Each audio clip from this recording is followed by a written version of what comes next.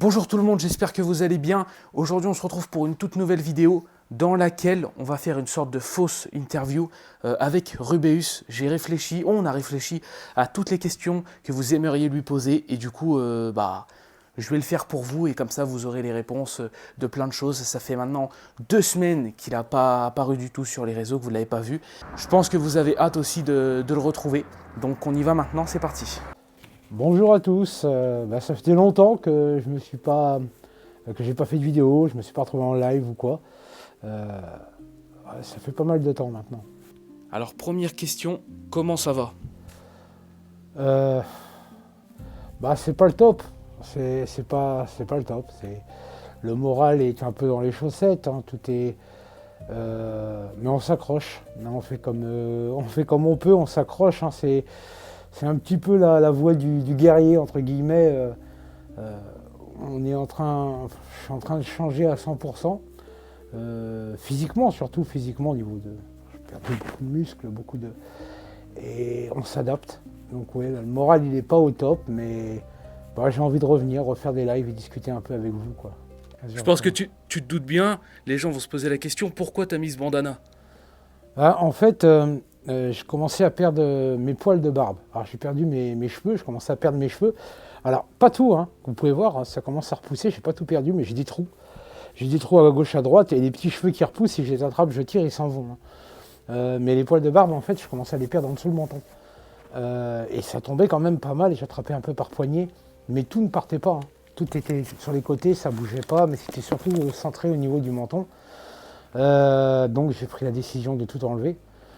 Et du coup, voilà quoi. Donc j'ai rasé ma barbe et donc ça fait environ une semaine. Et depuis une semaine, je porte ce bandana quoi. Et ça n'a pas été trop dur ? Je crois que ça a été l'un des moments les plus difficiles de ma vie. C'est pas le fait, ça reste des poils, ça reste des cheveux, c'est pas ça le plus important. Mais j'ai perdu mon identité. J'ai perdu totalement mon identité en fait. Je me retrouve. Je me regarde dans le miroir, je ne me reconnais pas, je ne sais pas qui c'est. Et je pense que c'est la chose la plus difficile que j'ai eu à traverser. Ouais. On coupe 2 secondes. Attends, alors du coup, Et est-ce que tu serais capable de l'enlever ?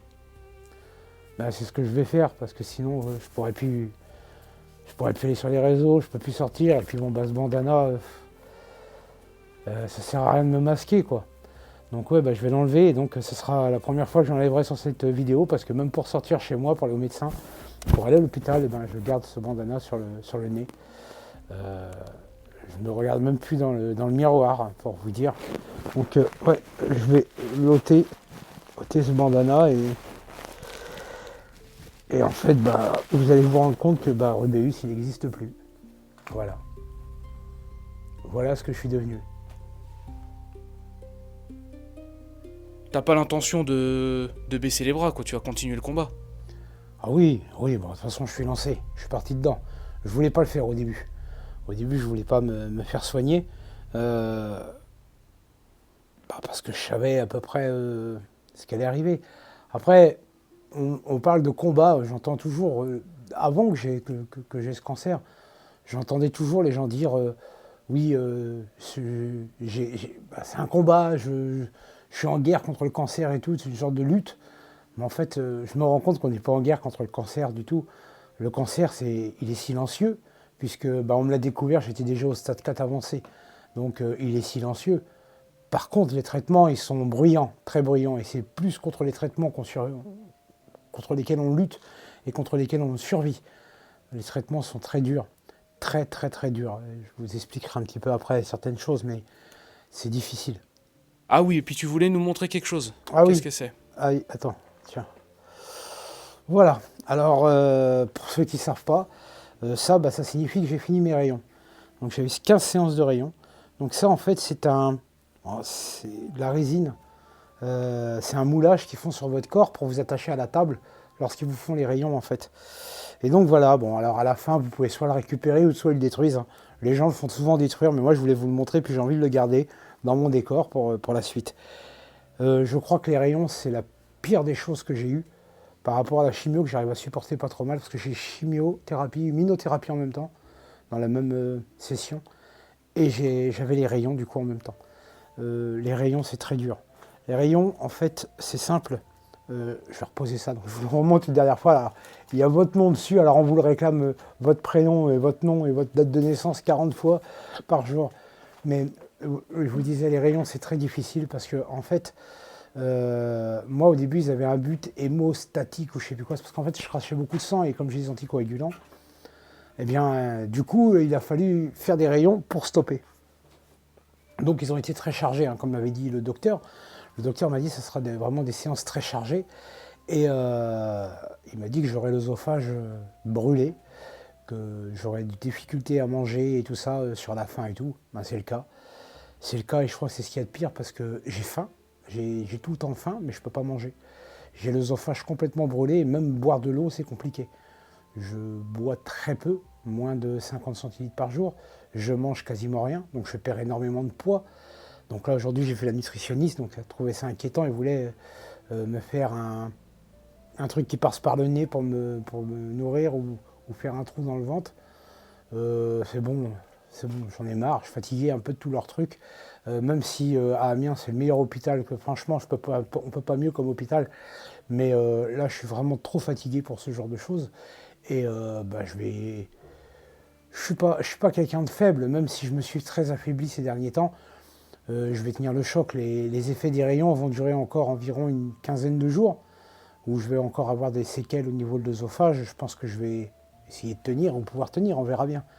L'avenir nous le dira.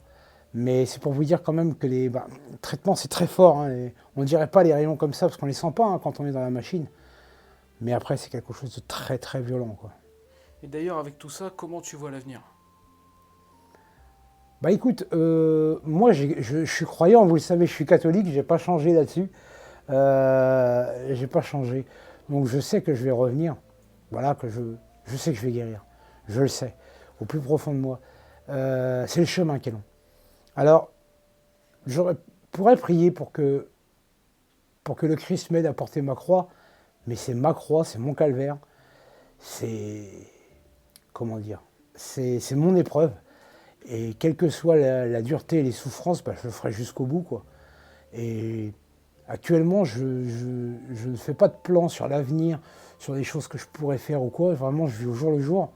Mais j'ai confiance, pour ce qui concerne la maladie, j'ai confiance en la réussite du traitement.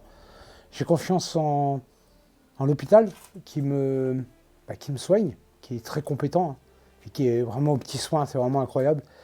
Mais pour tout ce qui est professionnel, j'en vois avec le temps, parce que là, actuellement, je suis dans l'incapacité de travailler, c'est impossible, physiquement.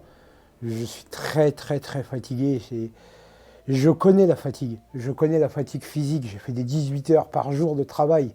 La fatigue, je connais. Cette fatigue-là, elle n'est pas naturelle. Vous êtes vidé de l'intérieur, vous n'avez pas d'énergie du tout. Enfin, vous avez comme un téléphone qui est déchargé, quoi. Vous pouvez essayer de le rallumer, ça ne marche pas, quoi. C'est vraiment difficile. Est-ce que tu pourrais nous donner un mot pour conclure? Pour conclure, écoute, c'est pas la fatalité, il y a toujours pire que soi. Moi, je le vois tous les jours quand je vais à l'hôpital, il y a toujours pire que nous. C'est vrai que dans ce genre de situation, on se prend un peu pour le centre du monde.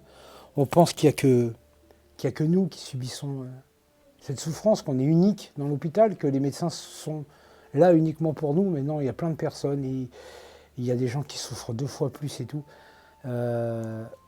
C'est difficile, c'est long, mais il ne faut pas baisser les bras. Alors si vous êtes dans cette situation, ne baissez pas les bras. Et si vous avez des proches qui sont malades, auxquels vous ne parlez plus, apportez-leur du réconfort, ça fait du bien d'être entouré. Ça fait vraiment, vraiment beaucoup de bien d'être entouré dans ces moments-là. Voilà. Et donc, je vais vous laisser sur ces dernières paroles et que Dieu vous bénisse, les amis. À bientôt.